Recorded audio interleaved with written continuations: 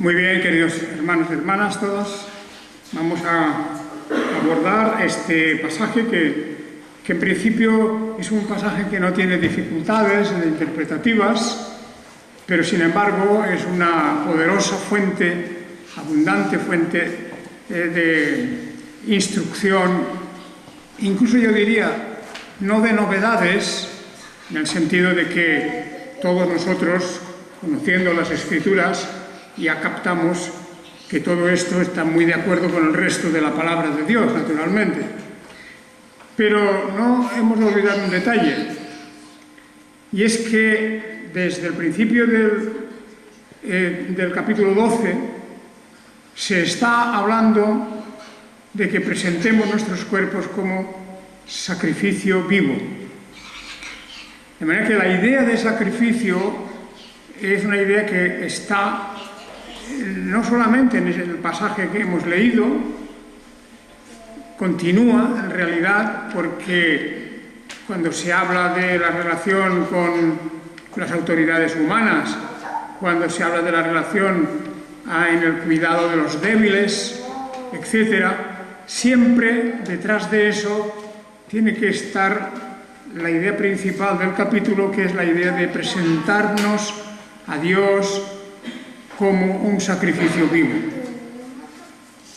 Y esto significa una entrega sin cuestión y sin duda, y también dispuestos a experimentar el dolor, tal vez la frustración en algunos casos, y en definitiva siempre luchando, porque hay aquí un sacrificio entre la vida y la muerte.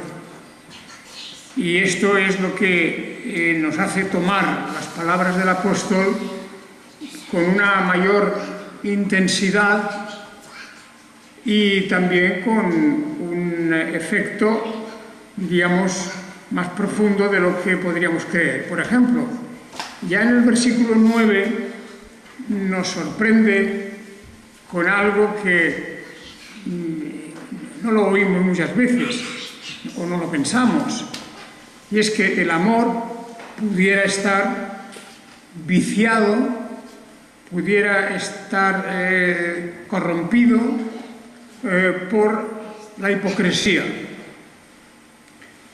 Esto es una afirmación muy fuerte, ¿verdad? Y el apóstol conocía él muy bien estas cosas. Acordémonos que esta carta la escribió desde la iglesia de Corinto, donde se había detenido por un tiempo. Y en la iglesia de Corinto, todos sabéis y recordáis seguramente, que el ambiente que había en Corinto no era muy sano. Había ambiente de críticas, ambiente de envidias, había ambiente de corrupción en la conducta, bueno, otras muchas cosas que podríamos decir de aquella iglesia de Corinto, a la que, sin embargo, el apóstol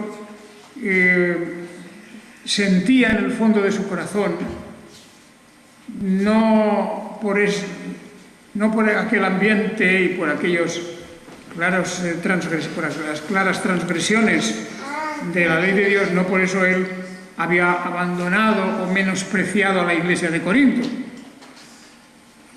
Hay que leer las dos cartas para darnos cuenta que él amaba profundamente a la iglesia de Corinto. Pablo no era un perfeccionista, no era un exigente que a rajatabla, pues vamos a ver, esperaba de todo el mundo el 100%.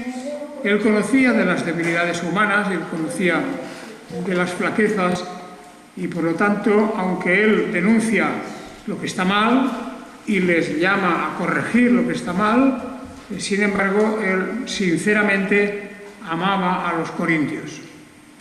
Pues bien, en ese ambiente él había visto, él había percibido que el amor no siempre era sincero. Esa era una de las cuestiones débil de la debilidad de la iglesia de Corinto. Y vemos pues ahí que él exhorta a algunos a que se reconcilien y a que, en fin, arreglen las cosas entre ellos. Pero podríamos preguntarnos cómo es esto, que el amor puede estar contaminado por la hipocresía. Bien, yo creo que para eso hay que decir cosas muy duras, porque la hipocresía es el símbolo de la falsedad, de la apariencia, mejor dicho, de una apariencia de bondad, pero que en realidad no existe de esa manera. Es una actitud en la que se están mezclando orgullos, se mezclan también envidias, se mezclan, incluso yo diría, esa pretensión de ser más de lo que uno es, cosa que el apóstol ya nos había advertido de que cada uno que estemos, dice, que no piense más altamente de lo que debe pensar, sino que piense con sobriedad, según la medida de fe que Dios da a cada uno. Es decir, era un ambiente de un poco de teatro. No quiero decir yo de toda la iglesia, por supuesto que no, pero que habían personas, ¿verdad?, que había esto preocupado al apóstol lo suficiente para ponerlo en la carta a los romanos. Él estaba viviendo ese ambiente en ese momento. Y todos sabemos a lo largo de la vida que nos hemos encontrado en situaciones en las que no hemos estado seguros de la honradez y de la verdad de las manifestaciones del amor. El amor cristiano, me refiero, por supuesto, el amor espiritual, de la bondad, por ejemplo, de las ganas o el deseo de auxiliar, de ayudar a una persona. Y bueno, todo lo que en el amor cristiano se puede poner, pues nos damos cuenta que hay posibilidades de que no sea real. Y por eso el apóstol dice que el amor sea sin hipocresía, o como dice otra versión, otra traducción, sin fingimiento, sea sin fingimiento. Tanto la hipocresía como el fingimiento es algo así como lo que hacen los actores, es como un teatro, ¿verdad? Y sabemos que eso ocurre. Probablemente, por lo tanto, el apóstol empieza por aquí, empieza por decir, el amor sea sin fingimiento, sin hipocresía, aborreciendo lo malo, allegándoos a lo bueno, amándoos unos a otros con amor fraternal, en cuanto a honor, prefiriéndonos unos a otros. Este es el punto que antes yo decía de la cuestión de las envidias. En cuanto a honor, los honores, es decir, todo lo que de buen nombre, todo lo que una persona en una iglesia puede destacar por su forma, diríamos, cristiana, espiritual, de actuar, de obrar, de hablar, etcétera, pues esto tiene que ser auténtico y, por otra parte, siempre prefiriendo el uno al otro, es decir, el uno prefiriendo antes a ese que a uno mismo. Esto es bueno, pues, el que siempre pensemos con toda buena voluntad en las formas necesarias para reconocer que delante nuestro hay personas mejores que nosotros. Eso es importante. Y no solamente en cuanto a su carácter, a su temperamento, a su conocimiento, a su bondad, etcétera, etcétera, sino en relación a todos los dones que Dios reparte en su Iglesia. Por eso decía en el 12:3, ordeno pues por la gracia que me fue dada a cada cual que está entre vosotros, que no piense más altamente de lo que debe pensar, sino que piense con sobriedad según la medida de fe que Dios dio a cada uno. Es como un poco la idea del apóstol Pablo diciendo aplacando, conteniendo, frenando ese instinto que uno tiene de que él es más que otros. Esto es importantísimo reconocerlo, que es uno de los grandes problemas y pecados dentro de las iglesias. Una especie de concurso de a ver cómo demuestro que soy mejor que el otro. Pues entonces aquí lo que está diciendo el apóstol es: ordeno por la gracia que me fue dada a cada cual que está entre vosotros, que no piense más altamente de lo que debe pensar. La idea de pensar altamente es un poco la figura que vemos en las Escrituras de la altivez, y por eso viene la idea de alto, el que se pone estirado y mirando a los demás como si estuvieran por debajo de él. Esta es una realidad, ¿verdad? Y por eso la Biblia, cuando habla de estos temas, una de las cosas que nos dice es que Dios aborrece a la persona altiva, o sea, la soberbia, del que se cree más que nadie. Y esto el apóstol lo había visto en la iglesia de Corinto, lo había visto él allí. De manera que, por eso él apela aquí a que el don central de nuestra vida espiritual, que sea limpio, que sea auténtico, el amor. El amor sea sin hipocresía. Y luego el versículo siguiente: amándoos unos a otros con amor fraternal, en cuanto a honor prefiriéndoos unos a otros. Fijaos de qué forma nos invita aquí pues a la humildad en las relaciones y a no tenernos por más de lo que somos y no tener a los demás por menos de lo que son. Es importantísimo esto para la paz y para el desarrollo y el crecimiento espiritual de cada uno de nosotros.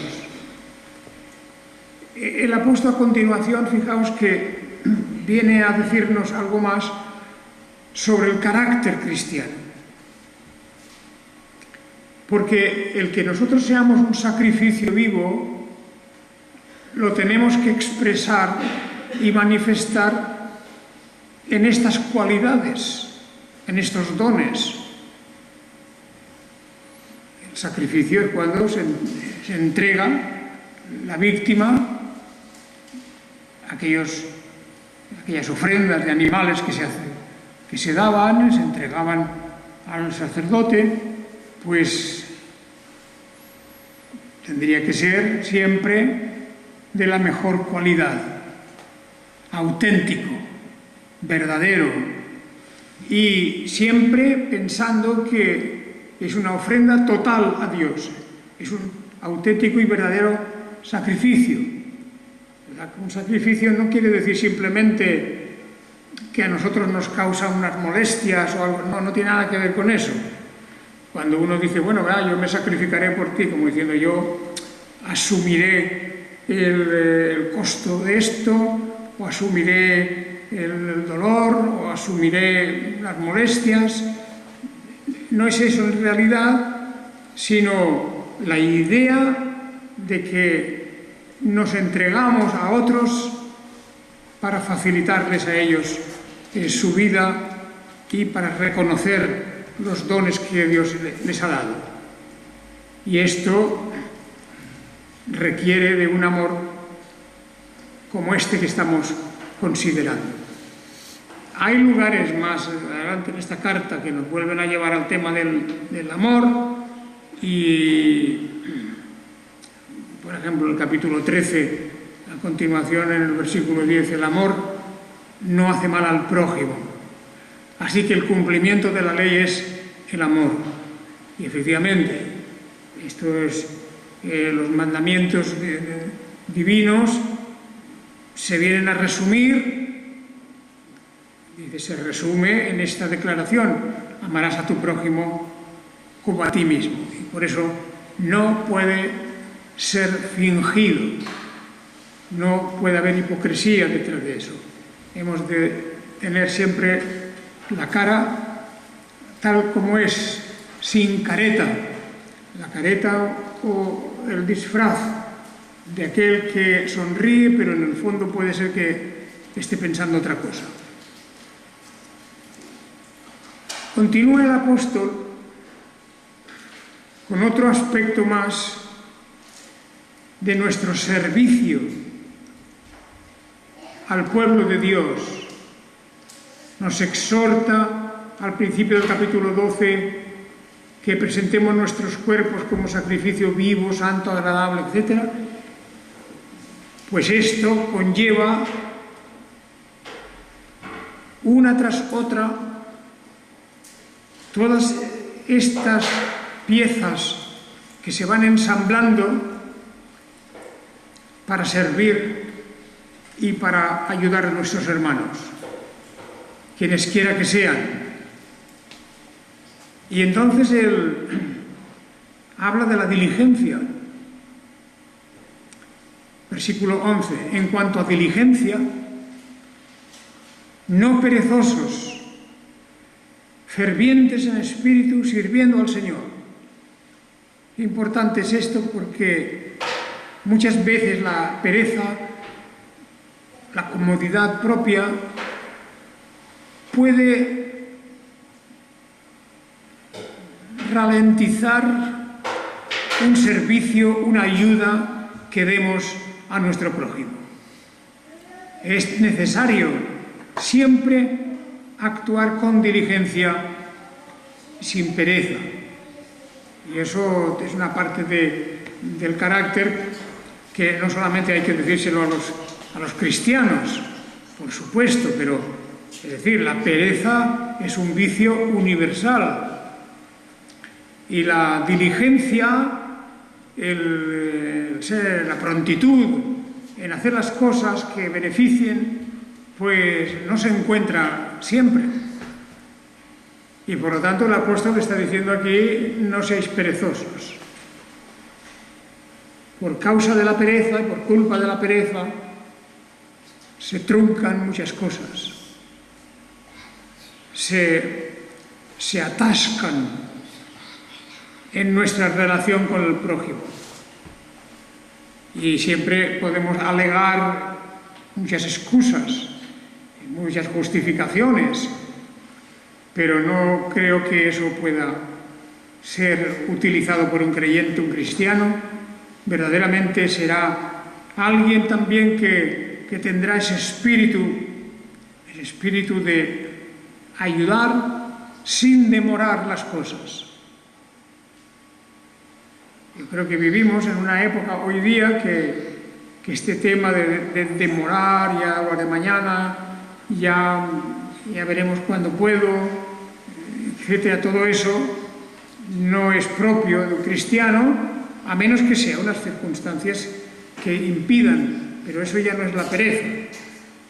Una persona puede estar agobiada de muchos deberes, de obligaciones, de responsabilidades, y si le pedimos un favor, a lo mejor no nos lo puede hacer enseguida. No le tomemos por perezoso necesariamente, porque hay casos que efectivamente está justificada esa especie o ese retraso, está justificado.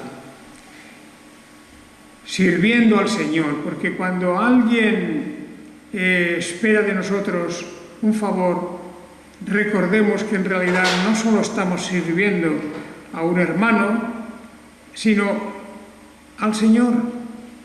es un servicio al Señor. Nuestra vida es siempre en esa relación, en ese binomio de que el amor al prójimo es una manifestación del amor a Dios. Esto, el amor, cuando está escribiendo el apóstol allí más adelante, toda la ley se resume en esta declaración: amarás a tu prójimo como a ti mismo. El amor no hace mal al prójimo, así que el cumplimiento de la ley es el amor. Y por lo tanto también es el amor a Dios, naturalmente, y al prójimo, incluyendo ambas cosas. Habla también en el versículo 13 de contribuir para las necesidades de los santos, practicando la hospitalidad. Bien, ahí hay, en la vida del apóstol Pablo, hay ejemplos de cuando él se encargó de recaudar o de pedir fondos para los hermanos que estaban pasando gran necesidad en Jerusalén. Y cuando él en sus viajes por Asia Menor recorría las iglesias, instaba a los hermanos a hacer sus ofrendas para enviarlas o llevarlas él mismo incluso a aquellos que estaban padeciendo. Esto es un versículo importante porque en la historia del cristianismo se ha hecho mucho bien a través de estas ayudas, de esta contribución a las necesidades de los santos, de los creyentes. Y hay organizaciones, y hoy día las hay en abundancia, que son cristianas en todos los países, que de una manera muy generosa están brindando su ayuda en alimentos, en ropas, en instrucción, en sanidad y en tantas y tantas cosas. Cuando hablo aquí de las necesidades de los santos, esto no tiene nada que ver con una limosna que damos a algún pobre que está pidiendo en la calle. Es decir, aunque también bien hecho está, claro está. Pero a una escala mucho mayor, las iglesias de Dios, según su capacidad, sus posibilidades, deben de tener alguna contribución a esas necesidades. Deben hacer alguna necesidad. Deben hacer unas donaciones. Aquí también, en la medida de nuestra capacidad, hemos hecho lo que hemos podido. Pero ojalá Dios que pudiéramos hacer mucho más, y hemos ayudado a hermanos en América Latina, y hemos ayudado a hermanos y hermanas aquí mismo, y en definitiva no solamente las necesidades privadas o particulares, sino las necesidades de la Iglesia. Las necesidades de la Iglesia.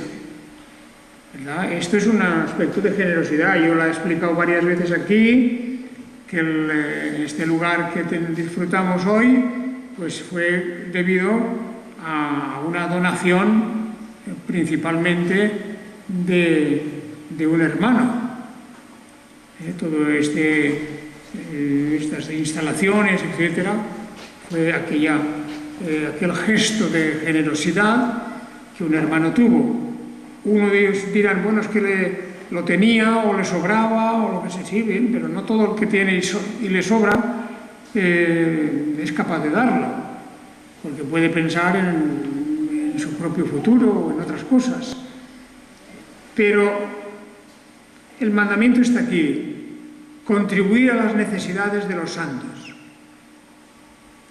Vosotros sabréis que la Cruz Roja misma, la Cruz Roja es una entidad que fue creada por dos creyentes, dos cristianos en Suiza, y que debido a su amor al prójimo quisieron ayudar sin diferenciar unos de otros.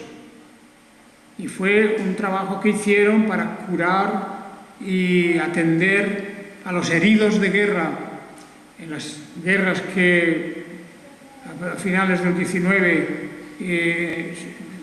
se levantaron por Europa. Y fue esa necesidad que ellos vieron en los campos de batalla, los heridos abandonados, sin medicamentos, sin aguas, etcétera, etcétera, y ellos organizaron esta entidad para ayudar a todos, de cualquier bando de las guerras. No se fijaban en eso. Y ellos eran cristianos evangélicos, es decir, cristianos protestantes me refiero, ¿verdad? Y lo hicieron con amor y con el deseo de contribuir también a la paz, porque esta era una forma de amortiguar el peso de la guerra, de lo terrible que es el peso de la guerra.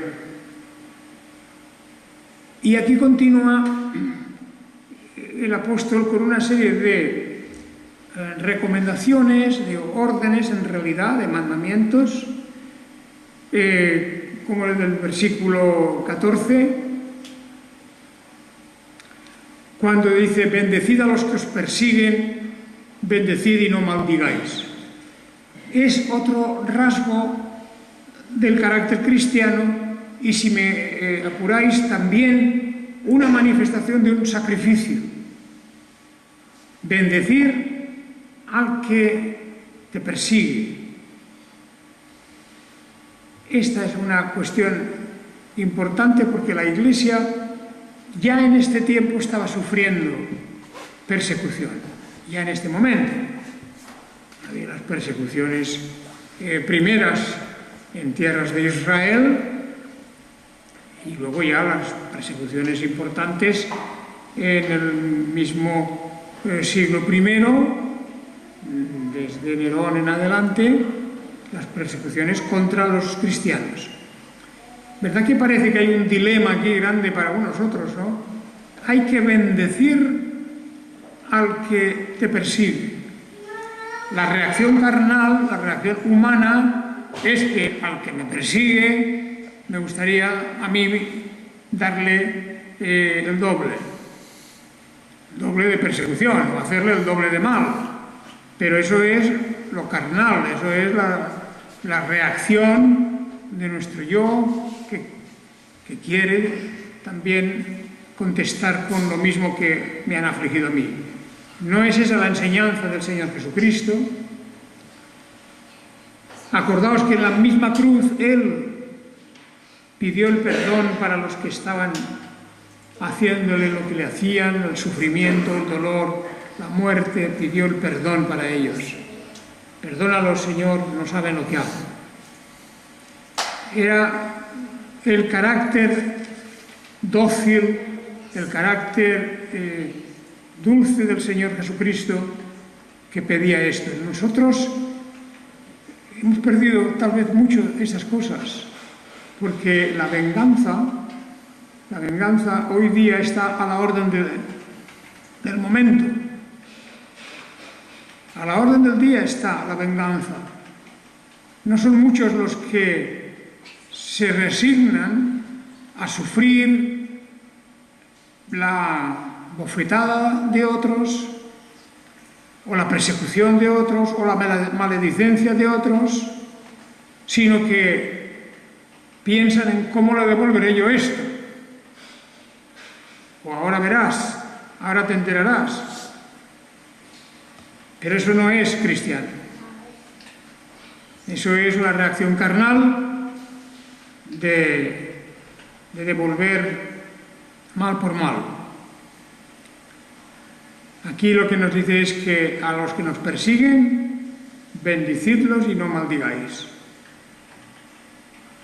Y también tener esa simpatía, esa cercanía esa vibración igual con las personas cuando, como dice en el versículo 15, nos regocijemos con los que se regocijan y lloremos con los que lloran. Qué cosa más excelente. Cuando alguien se regocija porque ha recibido una bendición de Dios, por lo que sea, pues cuando vemos que alguien se regocija, que está contento, pues debemos de regocijarnos con ellos. ¡Qué bien! ¡Qué bien que todo esto es así! En cosas más pequeñas, más grandes, es igual. Cuando un joven aprueba un examen, pues magnífico, a lo mejor a mí me han suspendido, pero es igual, qué bien que a ti te han aprobado. Y todas las cosas que pueden ser motivo de regocijo para los demás, también para nosotros han de ser motivo de regocijo. Y al contrario, llorar con los que lloran. Porque cuando otros sienten el dolor por cualquier causa, la muerte de un ser querido, por ejemplo, una desgracia de otro tipo, pues debemos nosotros simpatizar con eso, debemos sentir el mismo pathos, como se diría en griego, el mismo sentimiento, debemos de tener la misma sensación, tanto como con el que se alegra como con el que llora. Y es que tiene que haber una comunicación, cosa que hoy es difícil encontrar, indudablemente. Vivimos en un mundo de células aisladas y es difícil encontrar esto. Más aún el versículo 16, teniendo el mismo sentir los unos con los otros, no siendo altivos, sino asociándoos con los humildes. No seáis sabios en vuestra opinión.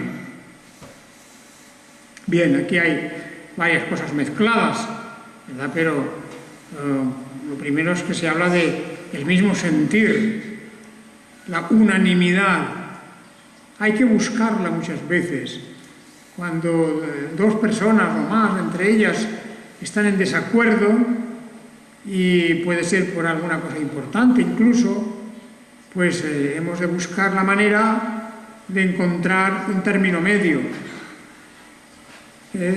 teniendo el mismo sentir los unos con los otros, no siendo altivos, o incluso refiriéndose a lo anterior, al regocijarse con unos y llorar con otros, pues también hay, como dice aquí, tener el mismo sentir los unos con los otros. Fuera la altivez, fuera la superioridad, fuera la distinción, sino asociándoos con los humildes, porque esto agrada al Señor. Así es el ejemplo de nuestro Señor Jesucristo, que normalmente se asociaba a los humildes, y aunque también tuvo que relacionarse con los poderosos, sin embargo, su preferencia era a los enfermos, a los necesitados, a los humildes en general. Todo esto, hermanos, fijaos, estamos viendo aquí una manera de entender la vida diferente. Y viene esto de el sacrificio. Presentad vuestros cuerpos, o sea, vuestra persona, como sacrificio vivo. Esa es la manera de vivir en comunidad, en sociedad, etc. No solamente dentro de la Iglesia, porque el ejemplo que debemos dar fuera ha de ser este también. Un carácter que refleje el carácter de nuestro Señor Jesucristo. Fijaos cómo estos versículos son preciosos, porque nos está diciendo, es un retrato, casi diríamos íntimo, profundo, del pensamiento de las personas, del mal pensamiento y del buen pensamiento. Como cuando dice aquí en el versículo 17, no paguéis a nadie mal por mal, procurad lo bueno delante de todos los hombres. Y si es posible, en lo que depende de vosotros, procurad la paz con todos los hombres. Todo esto requiere un esfuerzo y requiere también una actitud en la que no tengamos demasiado afinado el espíritu de crítica. El espíritu de crítica es algo terrible porque hay personas que van por la calle y aunque no conozcan a uno van pensando ya mal de esa persona, por lo que sea, por su aspecto, por lo que sea, ¿no? El espíritu de crítica puede ser algo pecaminoso incluso, ¿verdad? Porque es un juicio. Y no olvidemos que con el mismo juicio con que juzgamos, nosotros también seremos juzgados. Esa inclinación hacia la crítica y el juicio no es propio de un carácter cristiano. Otra cosa es que no estemos de acuerdo con algo, y lo digamos también, pero nunca en el sentido de un juicio condenatorio, porque nosotros no somos nadie para condenar. El Señor habla de que eso es suyo, eso es una prerrogativa de Él, y a veces Él, que ha cedido eso a su iglesia, a los que representan a su iglesia, como cuando se juzgan conductas impropias, diríamos, con orden, con verdad y con justicia. Es como se tienen que juzgar las cosas, pero eso no lo puede hacer un particular, porque sí, uno mismo, individualmente, juzgando todo, criticando todo, pues no, como tampoco se puede pagar a nadie mal por mal. No se puede.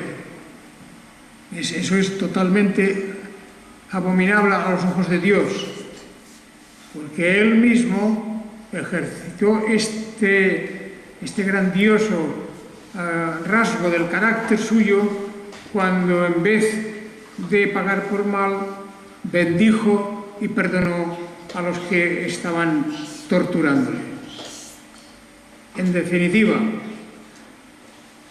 si es posible, como dice el versículo 18, en lo que depende de vosotros, procurad la paz con todos los hombres. No toméis venganza, versículo 19, vosotros mismos, amados míos, sino dad lugar a la ira, porque está escrito, mía es la venganza, yo pagaré, dice el Señor. Esto, bien, realmente es un texto que ya viene desde el libro de Deuteronomio. Esto es muy importante, esto de que no toméis venganza vosotros mismos, dad lugar a la ira, porque está escrito, mía es la venganza, yo pagaré, dice el Señor. Bueno, vivimos tiempos que por desgracia no reflejan esto que estamos leyendo. Ese carácter se ve poco. Entre los cristianos debería de verse más todavía.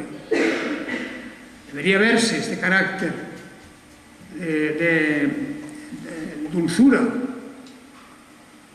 de bienaventuranza. Por eso, como dice aquí, así que si tu enemigo tiene hambre, dale de comer. Si tiene sed, dale de beber. Porque haciendo esto amontonarás ascuas sobre su cabeza. Es decir, hay un propósito también en esto. Cuando haces un bien a otro que te ha hecho el mal, éste tiene que saber Y así hay que decírselo, que Dios se lo cobrará.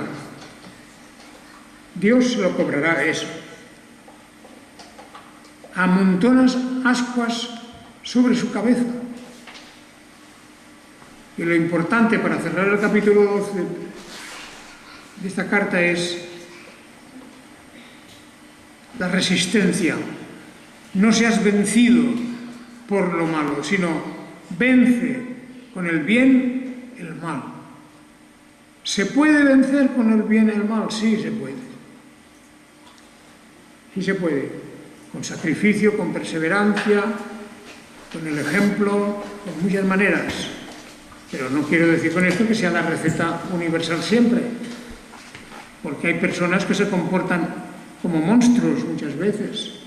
Hay personas que aman la violencia. Hay personas que no tienen normas, no obedecen a nada.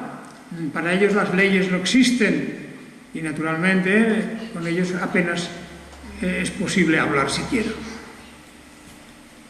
No se puede hablar. Por eso dice, en lo que depende de vosotros, procurad la paz con todos los hombres. Es decir, haremos lo que podamos. ¿Cómo seremos recibidos? Ya no lo sabemos. Depende, pero perseveremos en un buen ejemplo, en un buen carácter, estemos dispuestos también a recibir algunos perjuicios, algunas contestaciones o respuestas duras de estas gentes. Bien, aquí terminamos el capítulo 12 en todos estos textos que, aunque son muy sencillos, porque son órdenes que el apóstol Pablo está dando, mandamientos basados, fundados en la ley de Dios, pues sin embargo son de una necesidad enorme en el mundo en que vivimos, lleno de violencia, de falta de respeto a las leyes. Esto nosotros debemos dar gracias a Dios, que tenemos la palabra de Dios misma que nos está instando, nos está pidiendo que obremos de esta manera conforme al carácter e imagen de nuestro Señor Jesucristo. El Señor os bendiga. Amén.